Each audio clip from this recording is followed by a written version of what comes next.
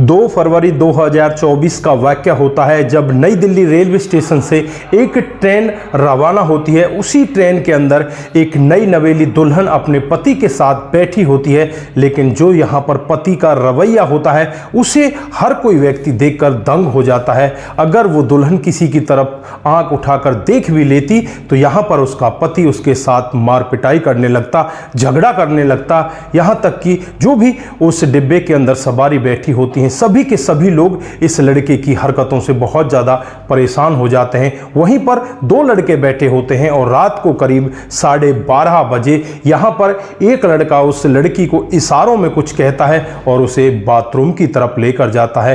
दोस्तों, उसके बाद जो यहाँ पर होता है कभी किसी ने कल्पना भी नहीं की थी। अगर आप लोग भी पूरी कहानी के बारे में जानना चाहते हैं तो वीडियो को जरा सा भी स्किप ना करें, लास्ट तक वीडियो को जरूर देखिएगा। दोस्तों, आगे बढ़ने से पहले हमारी वही रिक्वेस्ट की जो हमारे चैनल के साथ नए हैं कृपया करके चैनल का फॉलो कर लें, बेल आइकन को जरूर प्रेस करें। नमस्कार, जय हिंद। आप देख रहे हैं APH न्यूज राहुल रावत के साथ। तो दोस्तों, आज की जो हकीकत की घटना आप लोगों को बताने जा रहा हूं 2 फरवरी 2024 की वैशाली एक्सप्रेस की हकीकत की घटना है। दिल्ली से यहां पर एक खुशी नाम की लड़की जिसकी उम्र लगभग 19 साल होती है और उसके पति का नाम सोनू होता है जिसकी उम्र 25 साल होती है। ये गोरखपुर के लिए रवाना हो जाते हैं। उसी डिब्बे में 2 लड़के और बैठे होते हैं, एक का नाम अख्तर होता है, दूसरे का नाम अमित होता है। ये दोनों दोस्त होते हैं, आपस में ये दोनों बातें कर रहे होते हैं। खुशी एक नज़र उठाकर अख्तर की तरफ देखती है और अख्तर यहाँ पर खुशी की तरफ देखने लगता है।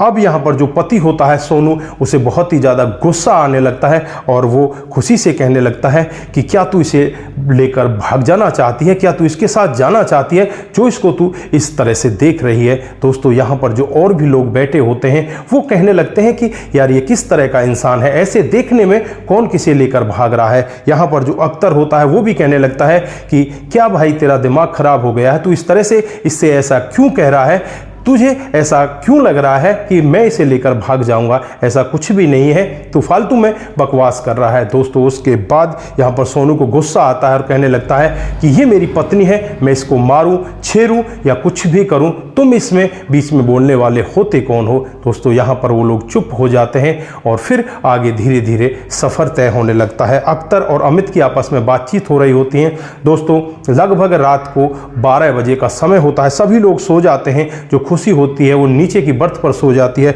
सामने अख्तर सो रहा होता है। दोस्तों, अख्तर को यहाँ पर पहली ही नज़र में लग रहा था कि ये लड़की शायद हिंदू नहीं है, ये लड़की मुसलमान है, क्योंकि इसकी हरकतों से लग रहा था। अब अख्तर यहाँ पर इस लड़की को वालेकुम सलाम बोलता है तो सामने से लड़की भी इसे वालेकुम सलाम बोलती है और अख्तर धीमी आवाज़ में उससे कहने लगता है कि तुम्हारा असली नाम क्या है। तो वो कहती है कि मेरा असली नाम खदीजा है। अब यहाँ पर अख्तर को लगने लगता है कि वाकई में ही ये लड़की यहाँ पर फंसी हुई है, इसके साथ में बहुत गलत हुआ है। अख्तर उससे इशारों में कहता है कि तुम बाथरूम की तरफ आओ। फिर यहाँ पर वो लड़की भी कहती है कि ठीक है मैं आती हूँ। फिर ये दोनों के दोनों बाथरूम की तरफ चले जाते हैं। जब अख्तर यहाँ पर इस लड़की जिसका नाम अभी खुशी है, पहले इसका नाम खदीजा था, इसकी पूरी कहानी के बारे में जानता है तो खदीजा अपनी पूरी कहानी बताती है। वो कहती है कि आज से 3 महीने पहले का वाकया होता है जब मैं एक कोचिंग सेंटर में कोचिंग ले रही होती हूँ और वहाँ पर मेरी मुलाकात इस सोनू से हो जाती है और मुलाकात भी इतनी गहरी हो जाती है, हम दोनों एक दूसरे के साथ शादी करने का वादा कर लेते हैं और फिर अपने घर से मैं इसके साथ भाग जाती हूँ। ये मुझे अपनी मौसी के घर नांगलोई ले जाता है और वहाँ जाने के बाद इसकी आदतों का मुझे पता चलता है। ये तो बहुत ही बड़ा शराबी होता है, तो बहुत ज़्यादा शराब पिया करता है, शराब पी कर आकर मेरे साथ में मार पिटाई करता। यहाँ पर जो इसकी मौसी होती है वो भी इससे कहती है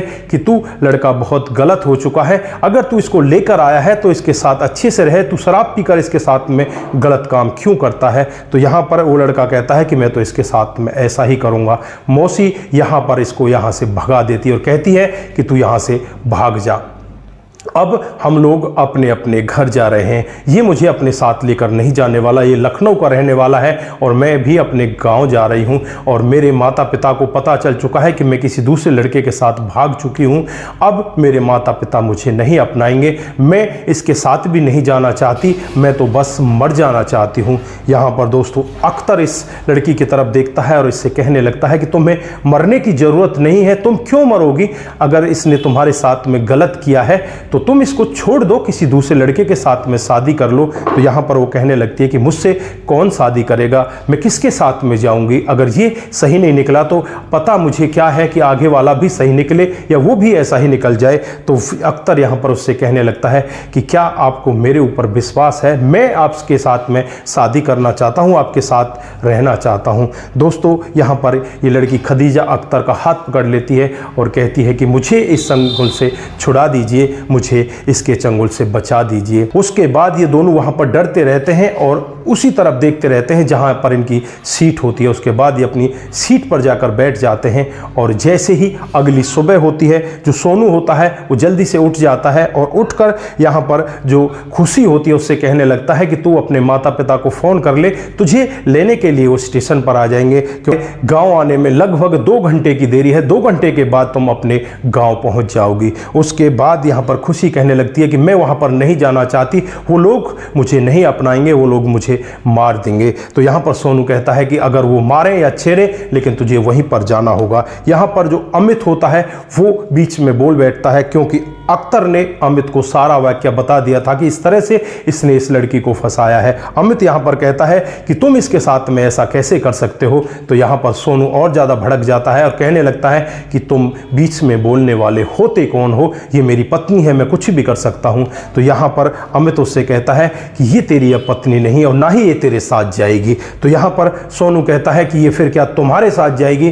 तो यहाँ पर अमित कहता है कि हाँ, ये मेरे दोस्त अख्तर के साथ जाएगी। उसके बाद यहाँ पर अमित को बहुत ज़्यादा गुस्सा आता है और गुस्से में इसको 2-3 तमाचे लगा देता है। अब ये डर की वजह से उस डब्बे को छोड़ जाता है और दूसरे डब्बे में चला जाता है। यहाँ पर खुशी बैठी रह जाती है, जिसका नाम असली खदीजा होता है। दोस्तों उसके बाद अख्तर खदीजा को संभालता है, संभालते हुए उससे कहता है कि तुम मुझे अपने घर का पता बताओ, मैं अपने माता पिता को तुम्हारे घर पर लेकर चलता हूँ।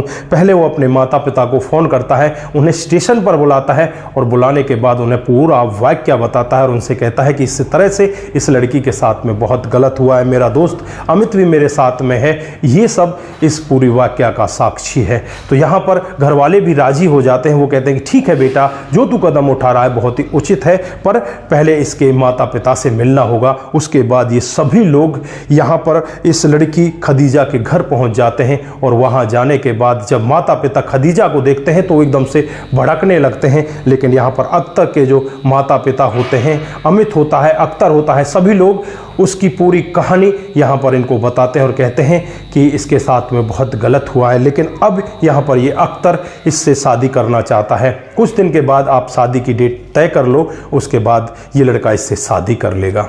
दोस्तों घर वालों को थोड़ी सी सांत्वना मिलती है, उनका जो क्रोध है थोड़ा सा ठंडा हो जाता है और उसके बाद आपस में ये लोग बातचीत करते हैं और बातचीत के बाद 1 महीने के बाद ही इन दोनों की शादी तय कर दी जाती है। दोस्तों बड़े ही अच्छे तरीके से इन दोनों की शादी होती है और शादी के बाद अख्तर दुल्हन बनाकर इस खदीजा को अपने घर ले जाता है और उसके बाद इसके साथ बड़े आराम से रहने लगता है, प्यार पूर्वक इनका जीवन कटने लगता है। तो दोस्तों ये कहानी थी एक ट्रेन की, एक ऐसी लड़की की जो दूसरे धर्म में एक लड़के के साथ में शादी करती है, उसके साथ भागकर शादी करती है और उसके बावजूद वो लड़का उसके साथ में इतना घिनौना काम, इतना गलत काम करता है। और यहाँ पर जो 2 लड़के होते हैं, आज ये दोनों के दोनों बधाई के पात्र हैं, जिन्होंने इस लड़की को ऐसे व्यक्ति के चंगुल से छुड़ाया जो बस इसका यूज कर रहा था। दोस्तों आज वो लड़की अख्तर के साथ बहुत ही ज़्यादा खुश है और अपने जीवन की खुशियों को आगे बांट रही है। तो दोस्तों